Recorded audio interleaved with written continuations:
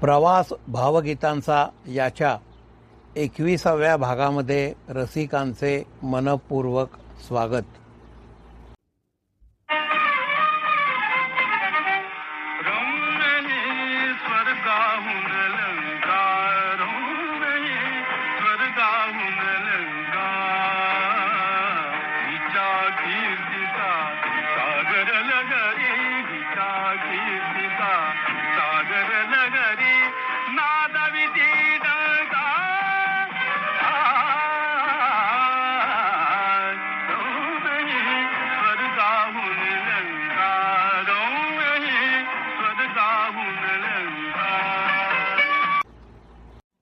महाराष्ट्राचा आधुनिक वाल्मिकी अशी सार्थ बिरुदावली प्राप्त झालेले गदी माडगूळकर उर्फ गदिमा अर्थात कवी आणि गीतकार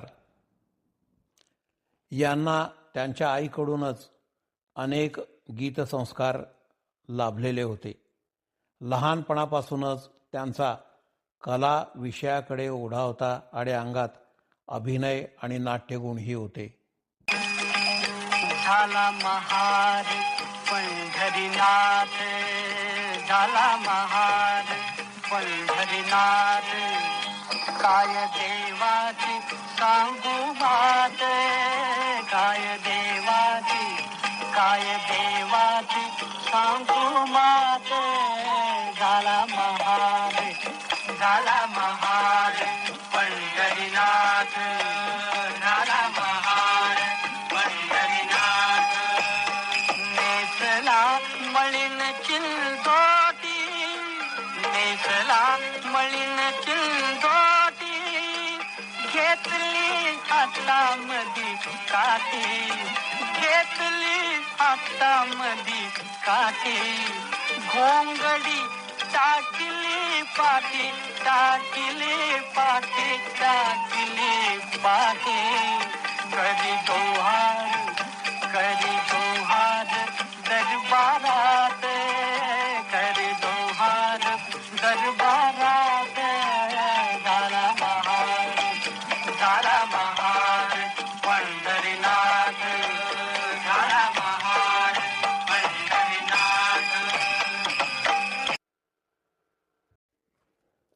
1938 साली आचार्य अत्रे यांनी गदिमांना कोल्हापूरला जाण्याचा सल्ला दिला.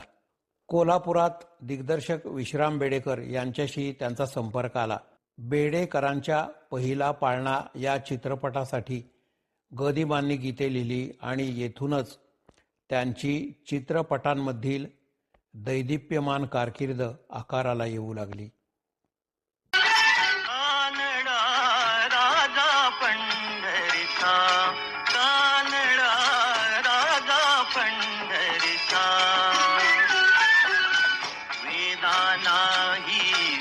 नाही कळला अंत पार याचा, कानडा राजा पंढरीचा, कानडा राजा पंढरीचा.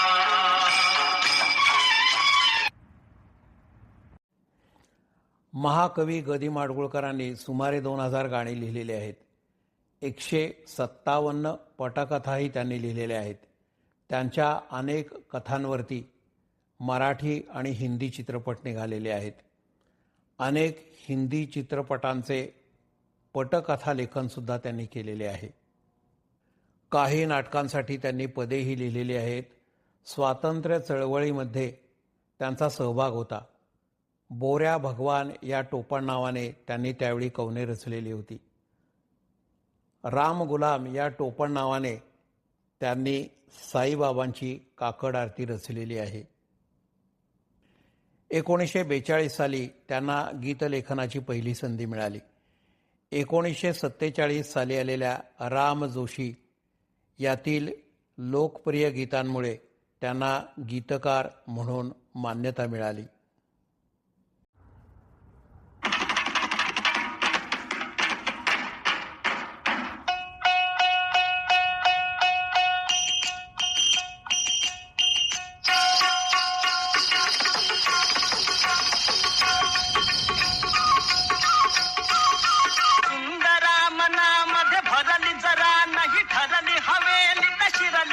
मोत्याचा भांग, हवेलीत शिरली मोत्याचा भांग. अरे गड्या हौस नाही पुरली म्हणून फिरली पुन्हा नाही फिरली कुणाची सांग, कुणाची सांग. नारी ग ग ग ग ग ग ग जी जी. हे जी, हे जी, हे जी, हे जी. अरे हटा तटाने पटा रंगवून जटाधरी शिकाशिरी, मठाची उठा ठेव का तरी.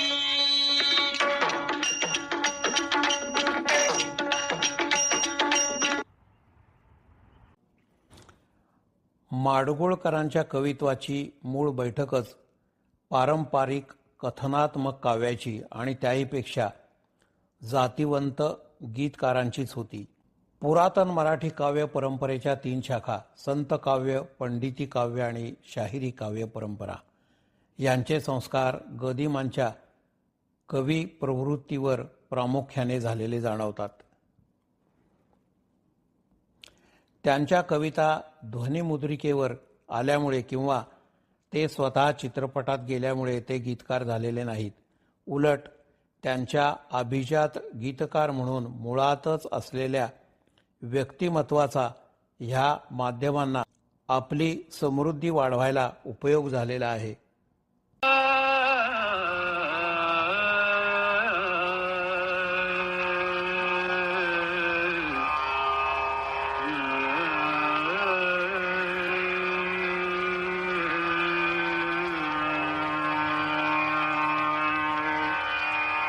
इंद्रायणी काठी, इंद्रायणी काठी, इंद्रायणी काठी, देवाची आळंदी लागली समाधी, लागली समाधी, ज्ञानेशाची हो ज्ञानेशाची.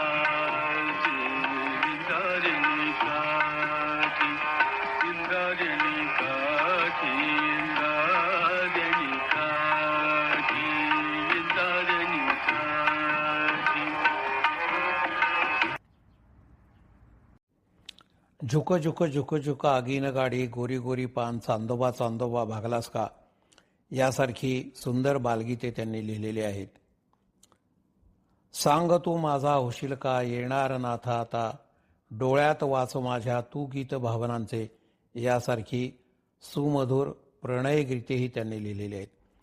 बुगडी माझी सांडली ग, चिंचा आल्यात पाडाला, थंडीची झोप मला लागना, यासारख्या रांगड्या लावण्या सुद्धा गदी माडगुळकरांनी लिहिलेल्या आहेत. वाजवी मुरली श्यामसुंदरा, कबीराचे विणतो शेले, झाला महार पंढरीनाथ, यासारखी भक्तिगीते, तर वेदमंत्राहून आम्हा वंदे वंदे मातरम, यासारखी देशभक्तीपर गीते, आणि जग हे बंदिशाला एक धागा सुखाचा, यासारखी प्रासादिक भाषेत गुंफलेली भारतीय तत्वज्ञानात्मक गीते ही गदिमांच्या प्रतिभेची साक्ष देतात.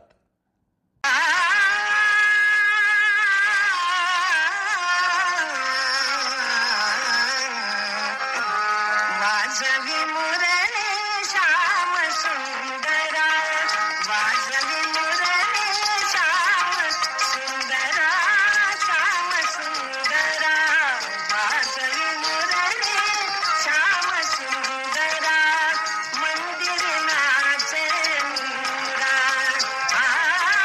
मंदिर नाचे मीरा, तुझ्या मंदिर नाचे मीरा, वाजवी मुरली श्याम सुंदरा.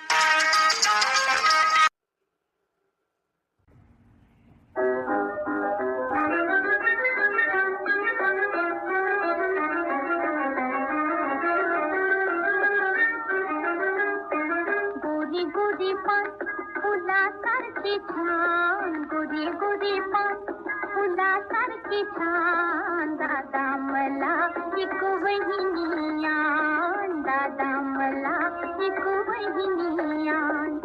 गोरी गोरी पान फुलासारखी छान गोरी गोरी पात फुलासारखी छान दादा मला एक वहिनिया दादा मला एक वहिनिया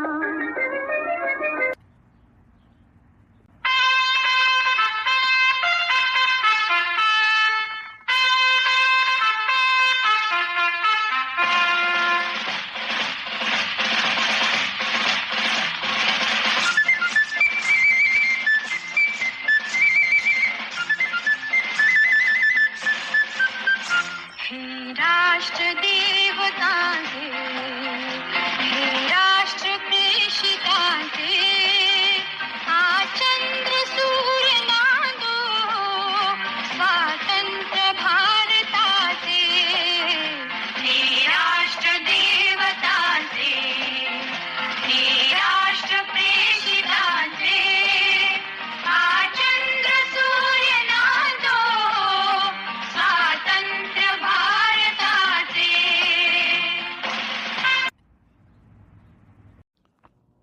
रसपरिपोष साधणारी अर्थगर्भता, स्पृहणीय रचना कौशल्य आणि पारंपरिक पण नेमकी प्रतिमासृष्टी यामुळे मराठी कवितेची 700-800 वर्षाची परंपरा ग. दि. माडगूळकर यांनी पुन्हा नव्याने प्रस्थापित केलेली आहे.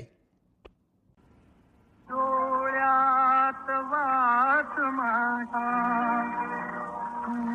गीत भावनांचे साधा विना कळावे संगीत लोचनांचे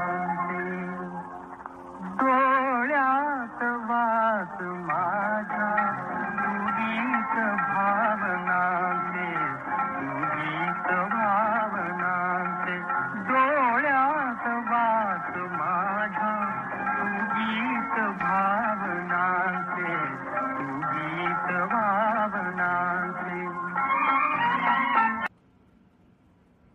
गीतकार ग. दि. माडगूळकर, संगीतकार सुधीर फडके आणि दिग्दर्शक राजा परांजपे यांनी मराठी चित्रपटसृष्टीत इतिहास घडवलेला आहे. त्याने अनेक सुंदर चित्रपट आणि त्यातील गीते दिलेली आहेत. मराठी भावसंगीताच्या सुवर्ण युगाचे ग. दि. माडगूळकर हे अनभिषिक्त सम्राटच होते.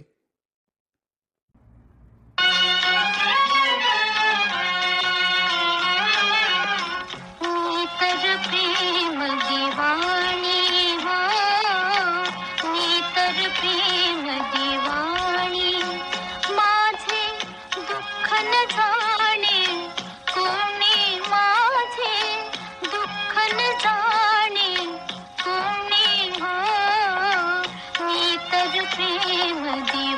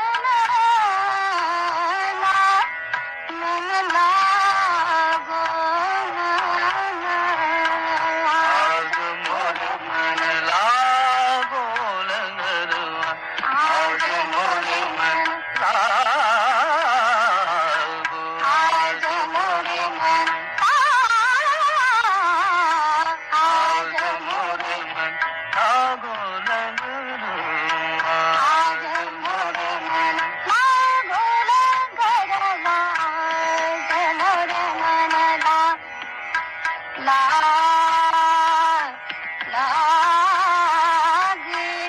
लाग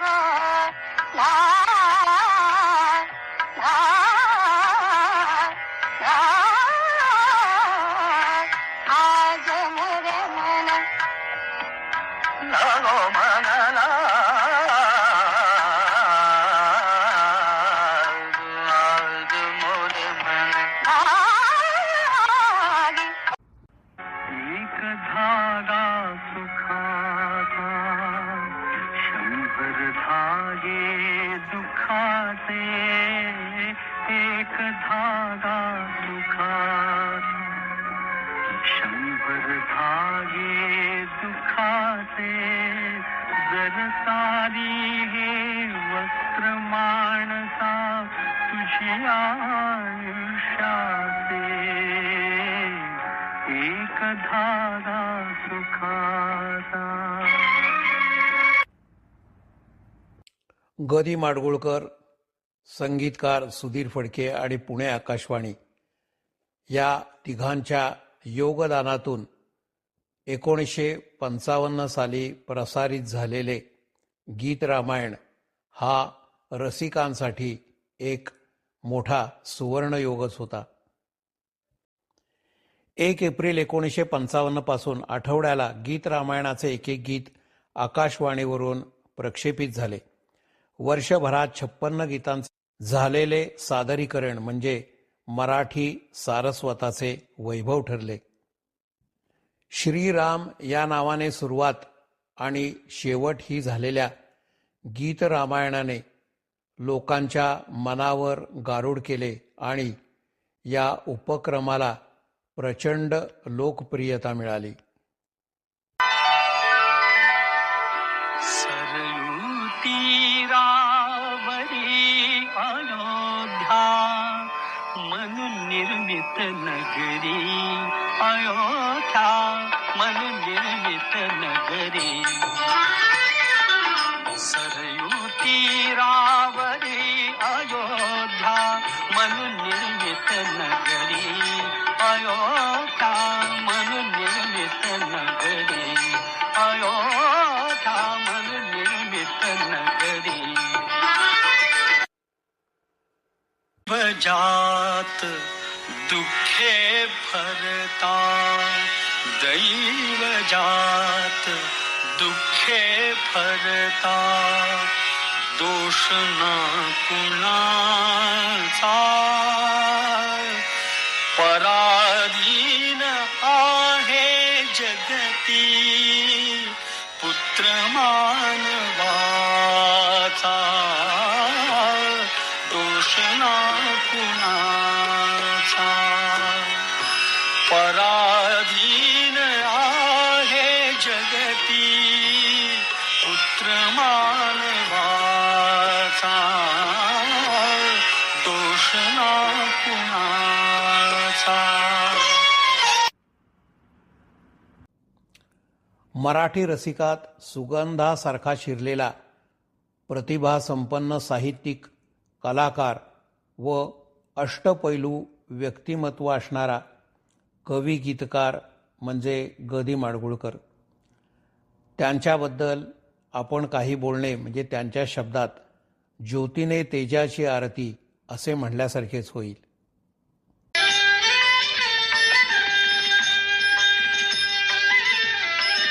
कुमार दोघे एक वयाचे सजीव पुतळे रघुरायांचे. कुमार दोघे एक वयाचे सजीव पुतळे रघुरायांचे. पुत्र सांगती चरित पित्याचे पुत्र सांगती चरित पित्याचे. ज्योतीने तेजाची आरती ज्योतीने तेजाची आरती. कुशलव रामायण गाती कुशलव रामा आरती